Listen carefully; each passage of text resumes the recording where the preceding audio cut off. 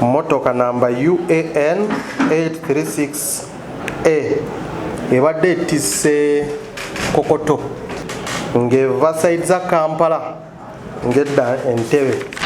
Yalemererwa mugoba wayo nagenda natomera motoka bate zirindidde amataala aga traffic gabaleeke bagende.